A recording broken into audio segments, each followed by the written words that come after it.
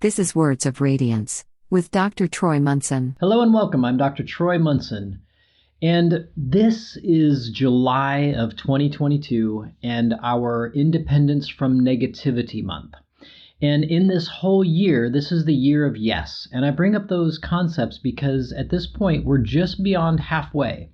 And this becomes an important tide-turning event if you've spent the year starting that process of undoing things, of letting go of stuff that you shouldn't be or didn't want to be doing anymore, and beginning to say yes to more important things in your life, beginning to say yes to love, beginning to say yes to peace, beginning to say yes to light and happiness and joy and all the things that come with it, and being that one that watches like a hawk, or as their life depends on it, the negativity within one's own mind.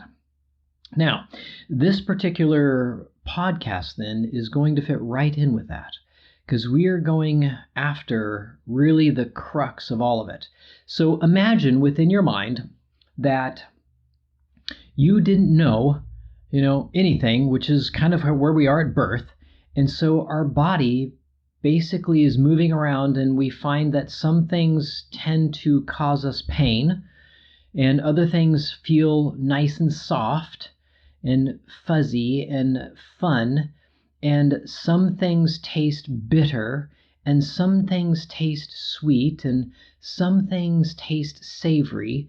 And we didn't even have all these definitions. We just knew that made us feel warm and fuzzy in some way, and it was delightful, and that didn't make me feel delightful. So that's kind of the basis of how things began. And our brain began to categorize all these things when we were little. And then all of a sudden, people are involved, and they would say certain things to us or act a certain way. And so then we'd learn that, okay, that way of acting made me feel warm and fuzzy, and this way of getting things done to me did not feel warm and fuzzy and delightful. And we began to create all of these beliefs, these ideas, these likes and dislikes, these lists upon lists of things. And then we began to allow our personality to develop. And then we were a person that had all of these lists of likes and dislikes, and this is who we are. And we call that the egoic mind. And as we grow up, we realize that some of my thoughts and ideas have changed. And so the ego maybe changes a little bit, and it seems like I can change. And then the ego gets very nervous because it thinks that certain things are going to happen to it, and so it begins to take more and more control, and more control, and more control, until you find yourself thinking thought after thought after thought after thought, and categorizing them and saying, this is a future orientation thought, this is a past regret or wish or desire that would have, should have, could have, would have happened. This is how I would like, later today to be. This is how I would like my meal to be. This is how I would like my car to look.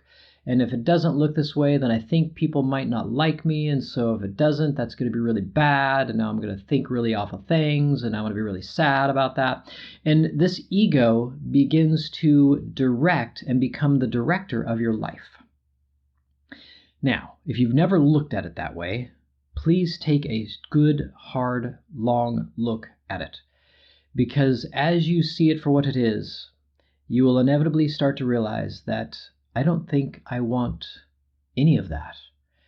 And so humility is one way out of egoic involvement or constant ego. And we'll do many things, and people say, well, you're quite egoic, or you've got a heck of an ego, or you're arrogant, or whatever. And while these things are probably accurate statements at the point or time, humility begins to soften everything. And humility says, I'm not going to claim to know. I'm going to actually belay or stop or resist all judgment in everything that I thought, and begin to perhaps experience everything in a brand new way, and not let my brain tell me it is a detriment or it is a loss or it is something bad or good. I'm just going to let it all just be right where it is. And while that takes tremendous courage, you'll find that the courage begins to go into things like, you know what, I really like being neutral. I just enjoy everything. I don't have to take a stand against anything. I need not do that. And there might be some well-meaning religious folks out there that say, well, that's bad. You should take a stand against things like abortion or something. And while they are welcome to do that, but people are dying, well, therein lies the best question you could ask. Please describe to me what dying means. And what you'll find is that as you release the ego over and over and don't claim to actually know anything, with all humility, you simply decide to just be for a little bit. I don't need to rush around. I don't need to try to make things happen. I don't need to make dinner right now. The body will get hungry and will go make something soon, but right now I'm just not going to do that. As we let go of all of these thoughts that come at us a mile a minute and just simply rest and find out how wonderful peace can be. And the brain doesn't like it. It tries to interject. Well, you should be doing this. Well, you should be doing that. Well, what about this? And you'll find yourself caught up in some of those things on occasion. But as you decide more and more for simply allowing everything to be, this wonderful word starts to come about. And I love biblical references are quite nice. Some parts of the Bible are quite positive. Some are quite negative, and that's fine. I guess we could say that's a judgment, but it's just an obvious fact. And so, if we take something like Philippians 2:4, you can look it up if you wish, and it says, let this mind be in you that was in Christ Jesus. And the opportune word here, most people are going to pick on the be. It's the verb be in you. No, actually the opportune word is let. If you just start letting and just start relaxing and let everything simply be as it is. Yeah, but what if I don't know what that thing is over there? Yeah, but what if you just let it be what it is and don't try to change it so fast? Yeah, but I don't like who I am. Well, yes, you probably definitely don't like your ego at this point. But what if you just let that peace, that joy, that love come to you, that God is constantly extending to you and through you and in you, come quite effortlessly? Then all of a sudden you'll let that voice that is His, that is yours, that is the Holy Spirit if you want a better accurate term, or just something that's used by many, when you finally start to let that voice in and through and allow it to guide you and let it guide you, you'll find that humility starts to be a paramount importance. Oh, I can do this, and you take the wheel back and start driving, instead of simply allowing and letting that Spirit guide and direct you effortlessly. And as if you're on a frictionless surface, you could be pushed anywhere and you wouldn't even know. Things might pass you by, and you'd be tempted to get caught up in them. Yeah, but that was a really good time. I know, but just hang on. Let the next really great time come. And you watch them simply be better and better, and you realize, hey, this letting thing is really quite nice. It's quite free. It's quite peaceful. I think I'm going to try to hang out here more and more.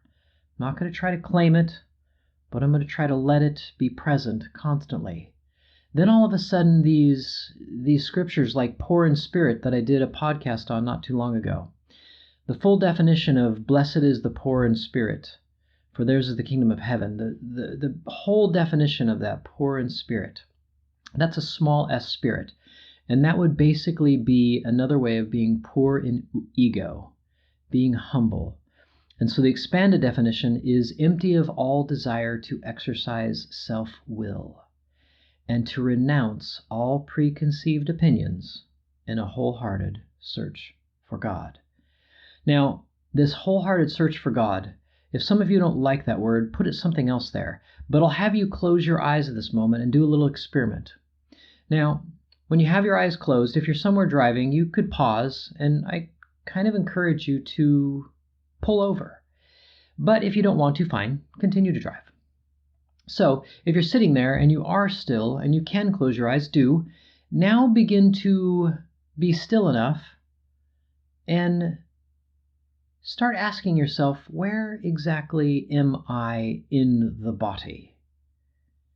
Because you probably don't feel like your awareness or your capacity or your thinking part is coming out of your big toe on your right side. But it's most likely going to be somewhere in your head. And as you kind of point a finger and maybe touch your forehead or the side of your head, top of your head or wherever, and say, I'm somewhere back here, as you touch your forehead or maybe the bridge of your nose or whatever, begin to get a really good idea of where you are. I find it fascinating that most of us point to some part in our brain. If you're in your chest, that would be interesting. But let's say that for the vast majority of us, we point to somewhere behind our forehead, somewhere deep in there. It's interesting that if you look at fruit grows around a seed typically. The seed is kind of the important energetic part of the plant where all the genes are. And so the plant puts flesh around that seed, so to speak. And so it can make it to the ground, and hopefully that seed can start to germinate, and it starts to grow through the fruit into the ground and has enough water from the fruit that it begins to now sprout up and becomes another tree to grow more fruit. Well, that fruit that is you is in your brain, and your brain literally grew around it. And now the extension of your body is to move that brain around and do things. And out of that, we notice that part of the things that grew out to move us around can be hurt. And so we created this protective mechanism that started categorizing things, and then it started to actually have thoughts and think. And now we call it an ego. And so we're doing our best to begin that process of letting go of that ego and living more in the spirit, more with the peace that is us, the love that is us, the joy that is us, and in all humility, realizing that I'm actually no better or greater than another. And while I can entertain these thoughts that says that I'm less than another, they aren't true. And I put a lot of beliefs in my brain that aren't true, that now make me do weird things and say strange things to others and maybe hurt other people's feelings, even though they're deciding to be hurt, and it's their own ego deciding to be less or more or bigger or smaller, and they're not going to hang out with me anymore because they think that I hurt their feelings, even though they did it to themselves, just like I have done it to myself countless other times, blaming other people and projecting my egoic tendencies on everyone else. I know it sounds crazy and chaotic, but it is so true if you'll just look at it for any length of time. And then you'll wonder, well, how do I get rid of it then? How can I just be at peace and be happy? Humility, not necessarily believing that you have all the answers and not needing all the answers, even though if you need an answer, it would be presented to you. Because love that is eternal, that is you, and light and life that is you, that is eternal, wants only your best. It actually wants you to succeed, to find your way home once again, back to heaven. Not claim that you know the way, but Spirit is constantly calling you. Peace is constantly calling you back to peace. Love is calling you back to love. Joy is calling you back to joy. And light that was given you forever and ever is not going to be taken from you. It's going to call you home to the source.